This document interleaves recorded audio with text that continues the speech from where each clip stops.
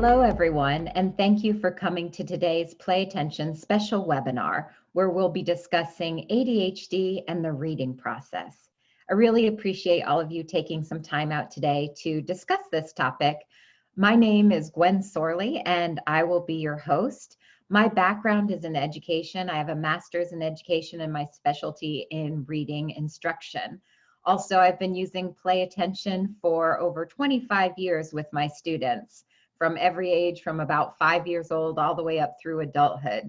So these two subject areas, ADHD and reading, are very close to my heart. And so I really enjoy this opportunity to discuss these two areas with you and provide some strategies that hopefully will assist your struggling reader in that reading process. Because we all know there's nothing like sitting down and being able to enjoy a good book. So I do hope these reading strategies will help you and your struggling reader, whether it's your child or your student in the classroom. A couple of things I want to mention before we get started. One is that we are recording this event. So at the end of the webinar, you're going to receive an email and it will include this replay link. That way you can rewatch the webinar, or you can share the webinar with any colleagues or staff members or family members who were unable to attend the live event. Also, at the very bottom of your screen, if you scroll your mouse to the bottom of the screen, you'll see that there's a chat icon. If you do have questions or comments, please do feel free to type in your questions in the chat box.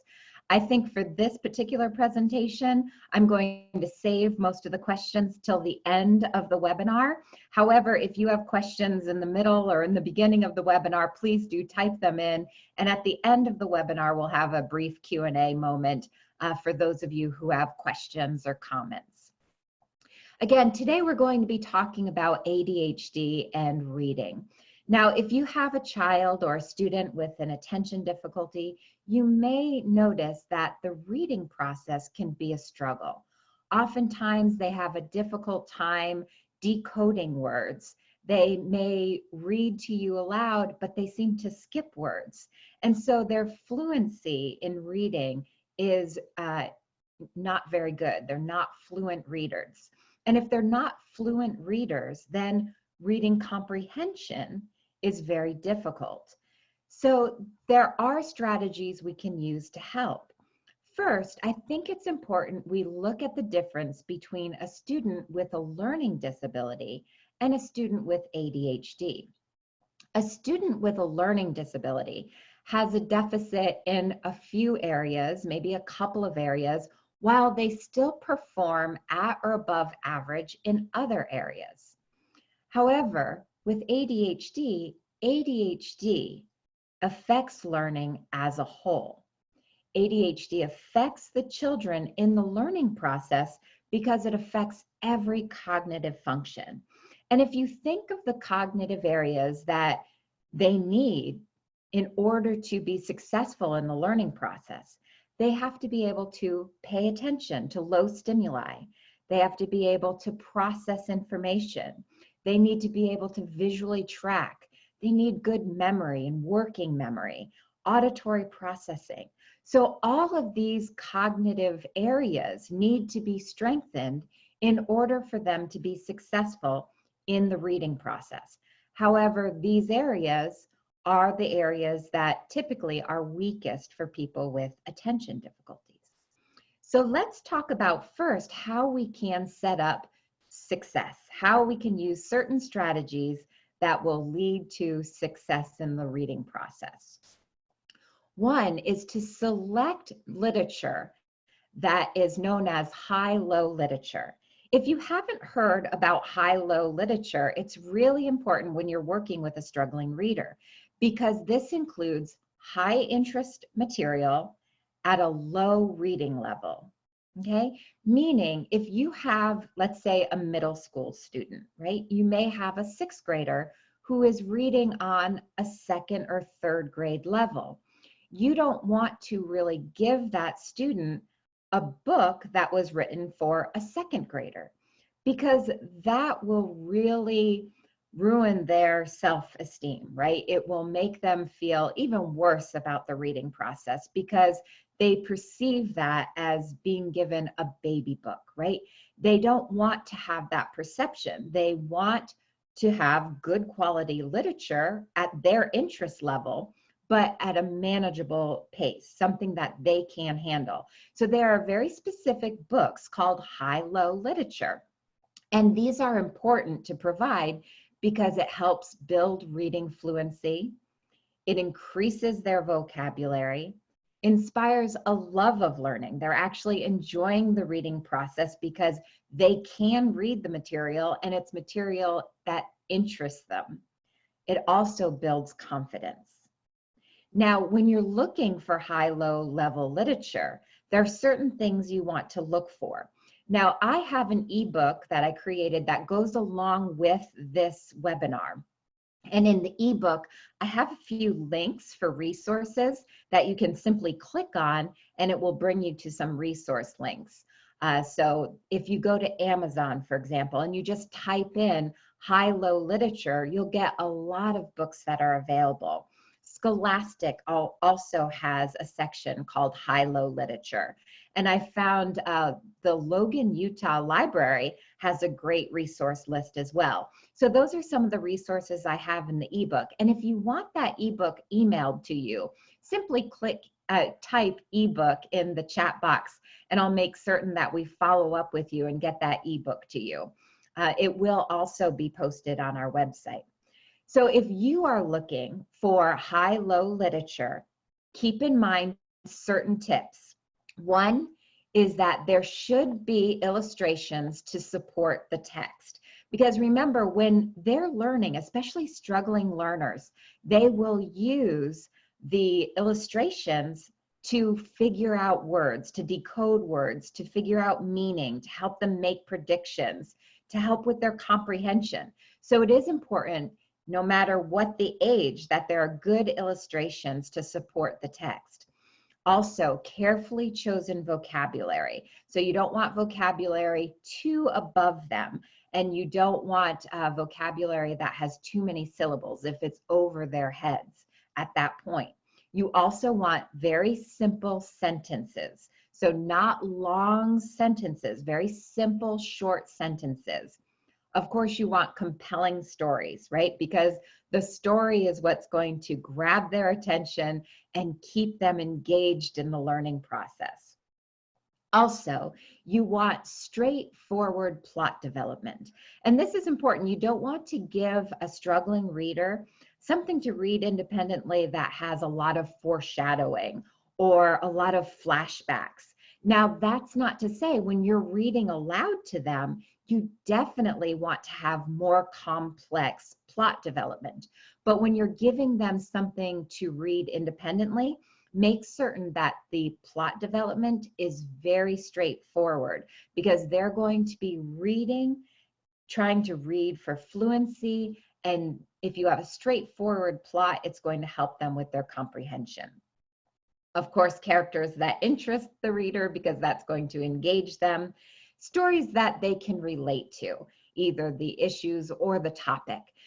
Because when you start the reading process, a lot of times you use prediction, right? To help with the meaning, to help with comprehension. So it is a good idea to try to get literature that they're going to connect with. You can also, after you select appropriate reading material, take some steps to help your students with ADHD stay focused. And I'm certain some of these tips you have used in the past, but hopefully I've included some that maybe you haven't thought of yet or haven't incorporated. The first is, of course, setting up a reading area with very few visual or auditory distractions. You know, we hear so much about attention deficit, and that's really a misnomer. The problem is they have great attention, but it's scattered over a variety of things. So you know, if you're a teacher, that your student with ADHD can tell you a little bit about what you said, but he also knows what the bird's doing outside and what Johnny's doing in the back of the room, because he's paying attention to bits and pieces of everything. So think about that when it comes to the learning process, the reading process. You ask them to go ahead and read these 3 pages. So they try to read those 3 pages, but whether they're at home or at school, think about all of those distractions that are around you. The TV might be on. If you're in the classroom, small groups are working, teacher is talking to someone, students are walking around. So you're expecting your ADHD student to stay focused to a low stimuli activity such as reading and filter out all of that unnecessary stimuli, which is difficult for them. We can teach them filtering techniques, and I'm going to talk about how we do that within Play Attention. But when you have a struggling student, try to limit the number of visual and auditory distractions. Also, break up long reading sections into smaller sections. Of course, we all know that when we give a student with ADHD, whether it's a reading passage or it might be a homework assignment or a report, and we give them something that is too long and they perceive that as so daunting and they have it in their heads that they're already going to fail before you start, that's where you start to see that procrastination and avoidance of the task at hand. So make certain that if it is a long passage, don't just give them 10 pages. Let's break it down. Let's read these 2 pages. Or if it's 5 paragraphs, let's read a paragraph and then pause. Okay, we're just going to look at this paragraph for right now. So it's important to break those little sections up. Use a bookmark above or below the line, because remember, when they're paying attention to the reading, they sometimes have a hard time visually tracking, right? Knowing where they are on the page. They oftentimes lose their spot on the page. I talk to a lot of our adults who still struggle in this area, and they'll say, I have to read the page 10 times because I keep losing my spot, and I go back and I reread. So it's a good strategy to either use a bookmark or a ruler, and you can put the ruler or the bookmark and try a couple of different ways. Try it above the line that they're reading, and then also try it below the line that they're reading, because everyone's different. Some students do better when the bookmark is above the line and you're moving down. This helps them stay on track. Others do better if it's below the line. So try it a couple of different ways and see what works best for your student. Allow the student to highlight key information. Just having that physical integration often helps with comprehension, but you always want your students thinking about the key information. I'm reading this for a purpose. What is the key information I can draw out of this?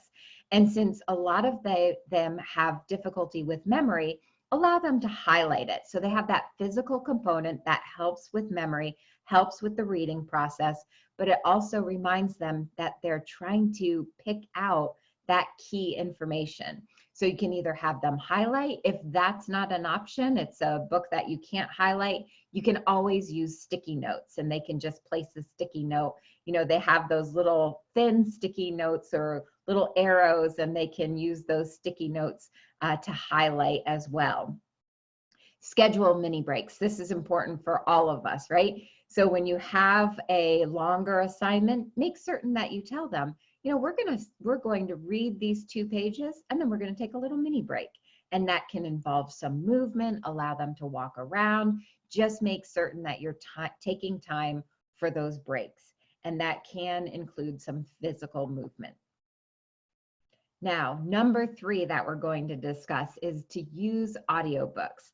You know, there are so many wonderful ebooks. A lot of ebooks are free now too. You can get a lot of free ebook sources, especially the public libraries. They have ebooks that are free if you have a library card. So make certain that you utilize ebooks into your reading instruction. And, you know, sometimes people think, well, he's not really reading, it's just an ebook. But there is so much value to ebooks, not just for young children, but there's great middle school material, high school, college. And I know I use ebooks all the time for myself. When I'm driving to work, I listen to an ebook. So ebooks are very wonderful component of your reading process. And there are certain statistics I want you to be aware of so that you know how valuable these audio or ebooks can be. They increase word exposure and improves vocabulary. Because remember, they can listen and comprehend 2 grade levels above their reading level. So if you think about the high-low reading that we talked about first, you're selecting reading material that they can read independently. And of course, the vocabulary is going to be a little bit simpler. The plot development is going to be a little bit simpler.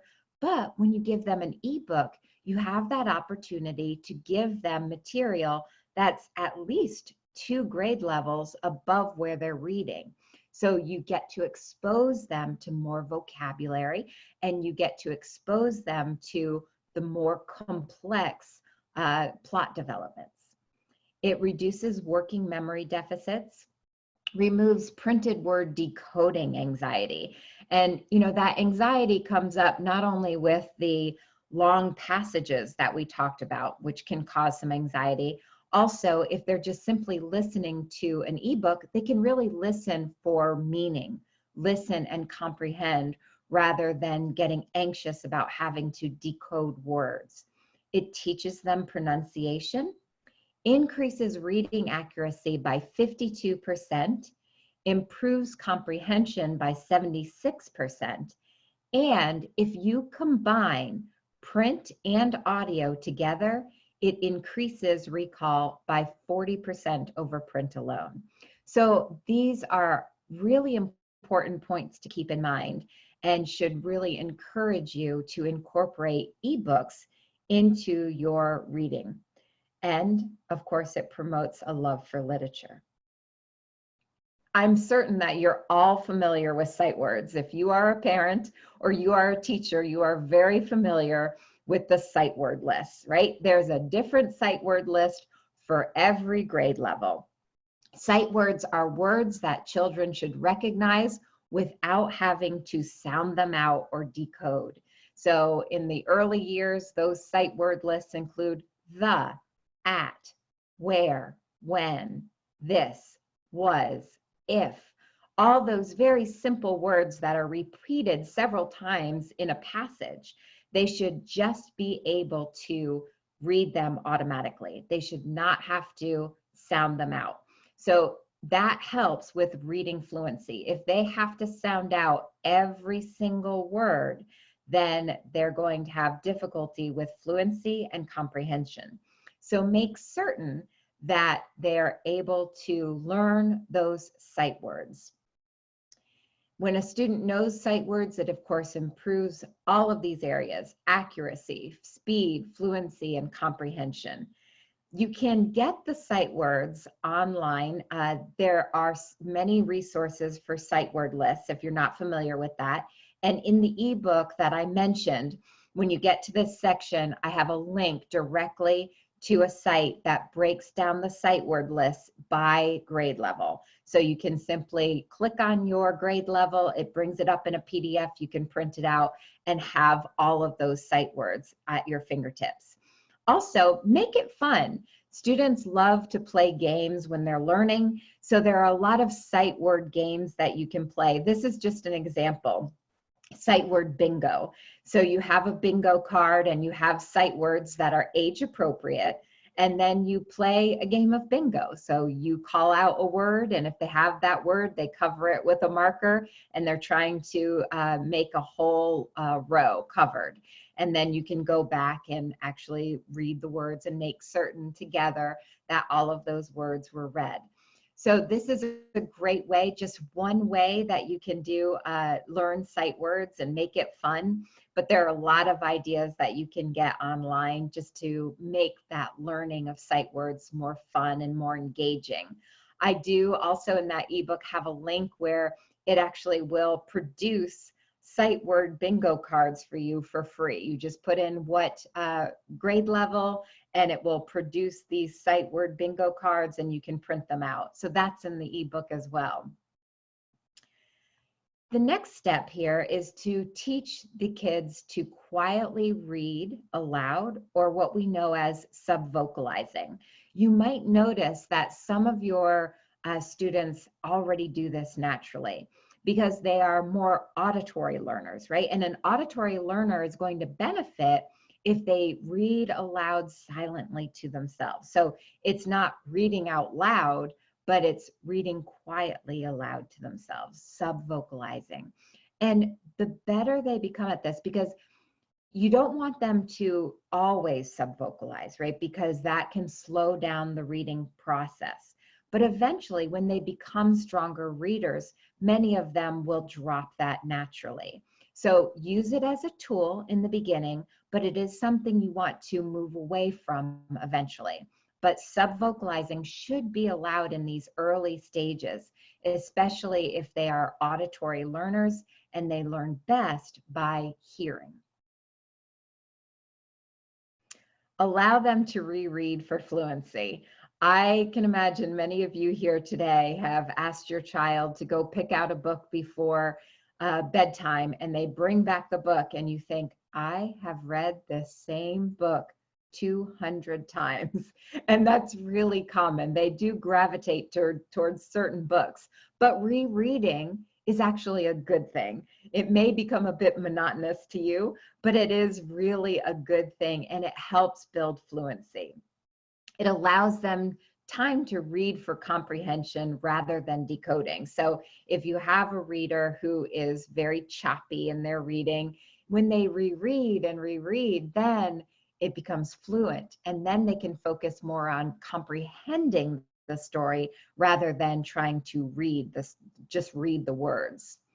It also gives them an opportunity to include expression. So the more they read, you might notice that they're actually using their voice and using a little bit of expression in their voice as they read. And of course, if they're able to incorporate expression, they're understanding the material. They're using expression because they understand the feelings. They understand what's happening in that story. And of course, it builds confidence. So the more they read and the more fluent they are, they're going to feel much better about the learning process and that reading process and their ability to read. You want to use monitoring methods throughout. So you don't want to, again, give that long passage or the 10 pages that they have to read and not check in. Use monitoring methods throughout. Have your child retell the story in their own words, but a couple of things. Make certain that they are retelling and they're analyzing and determining what's important, but then also go beyond that. Ask them to draw conclusions from what they read. So you want the literal, but then you also want them to draw some conclusions. Ask your child to make predictions. They can use the illustrations like we talked about earlier, or just simply the title of the book. And then once they've made those predictions, ask them after they've completed the passage or completed the book to find text that supports their prediction. Was your prediction correct? And where's the supporting text that tells us you were correct? Ask your child comprehension questions throughout. Ask for literal answers, but also have them make inferences. Use prior knowledge. A good way to help them summarize and capture the main idea of the story is to use a KWL chart. And you can really use that KWL chart at any grade level. You can keep it very simple and you can make it more complex for your upper grades. So KWL can be used at any age group. And this is an example, okay? The topic here that we're looking at is a water cycle. And of course, KWL asks them to take their prior knowledge. What do I know? Okay, take that prior knowledge. Ask them what they already know. This student already knows that water on Earth is always changing. Okay, now that's just one example, but brainstorm everything they know. Write down absolutely everything they know about the topic. Then ask them, what do you want to know? What do you wonder about? So this student knows water is on Earth is always changing, but wants to know, how do these changes happen?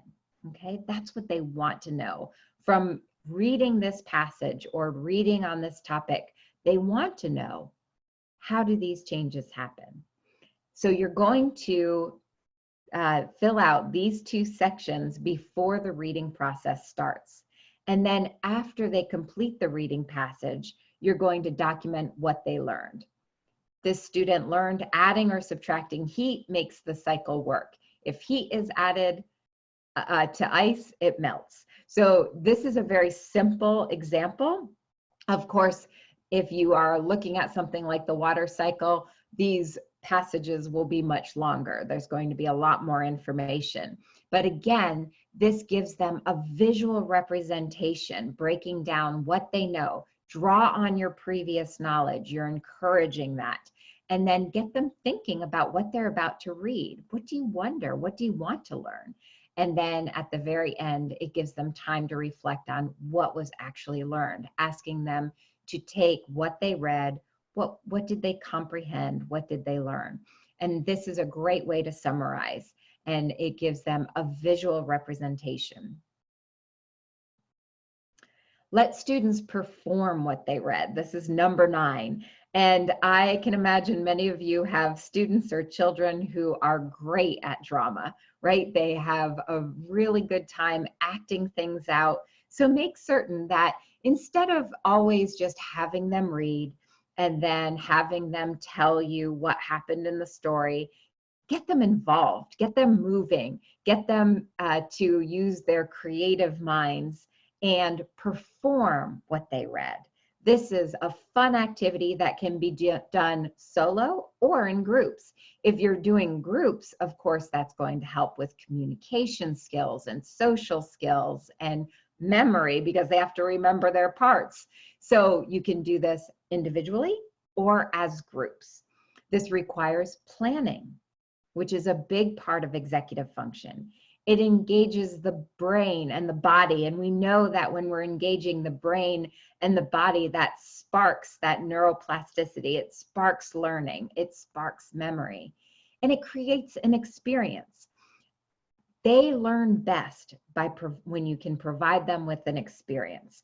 And I can guarantee you that if you have your child read a book and then simply tell you what happened in that book, and then you have them read another book and have them act out what they read. Ask them 2 months later what those 2 books were about, and they're going to remember more about the book they acted out. It creates that experience and makes comprehension and memory more solid. It improves memory and recall, gives them a reason to store the information and comprehend. They know they have to act this out. Now they have motivation, right? If I have to act this out, if I have to perform in front of mom and dad or in front of my classmates, it gives me a reason to store that information.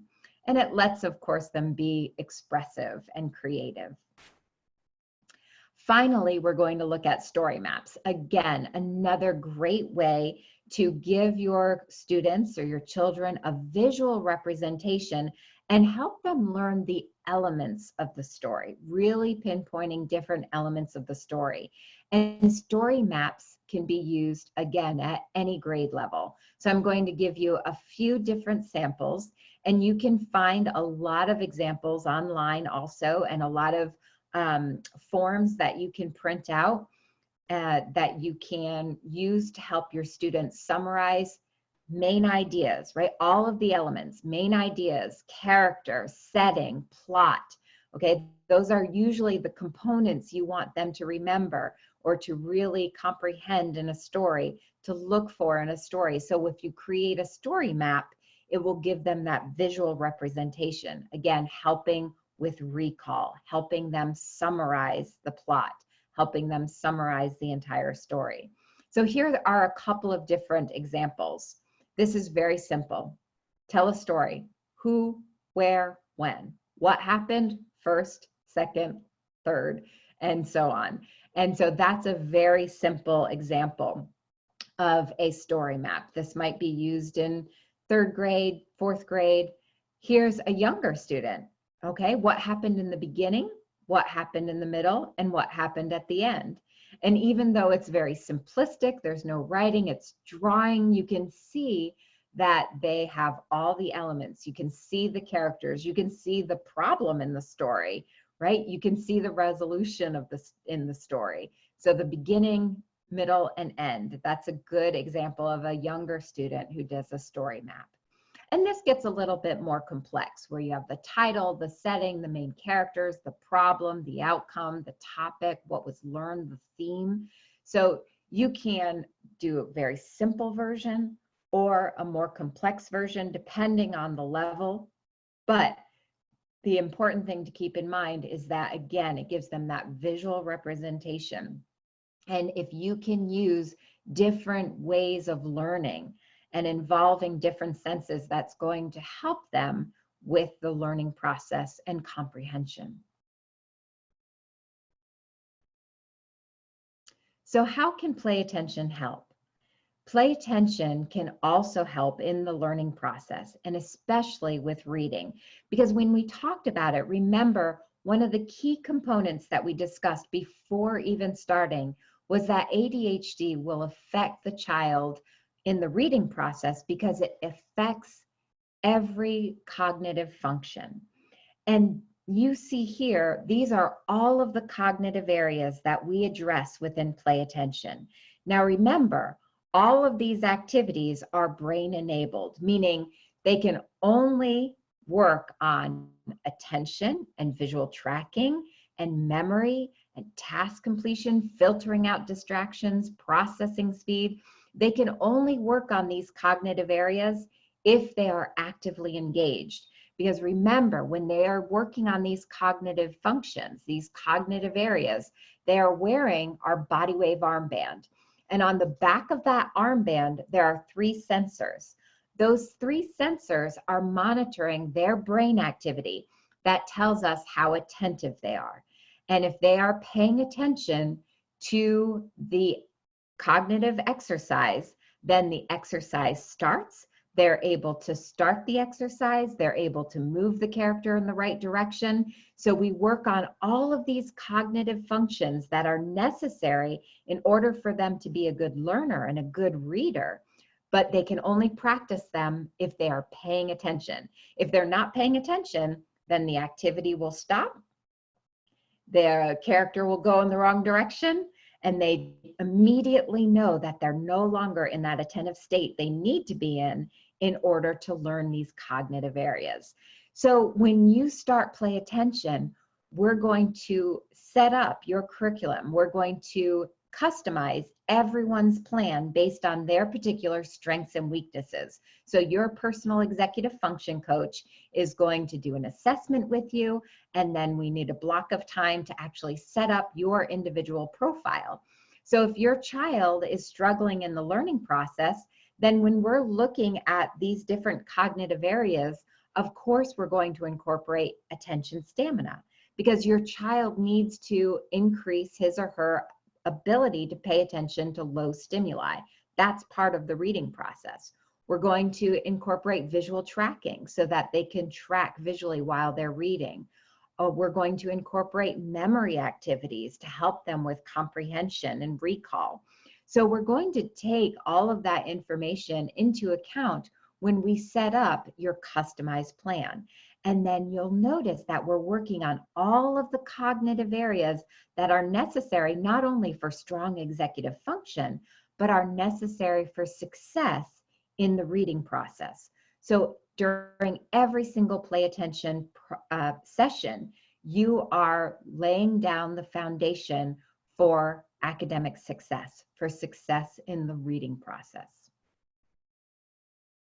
Here's an example that I want to show you. This is one of our activities. Now, most of the activities, and some of you here today are current clients, so you're familiar with a lot of our activities.